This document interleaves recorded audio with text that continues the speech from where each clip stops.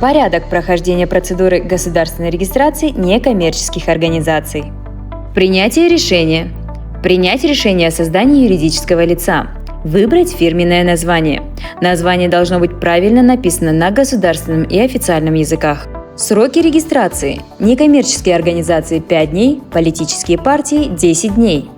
Перечень необходимых документов. Заявление о регистрации, оригинал решения, устав 2 экземпляра, список учредителей с нотариальным удостоверением, копии паспортов, документ о юридическом адресе, квитанция, подтверждающая оплату.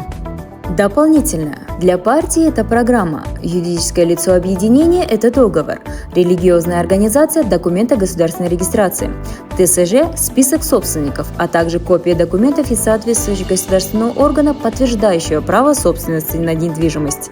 Минимальное количество учредителей. Общественное объединение не менее 3 человек.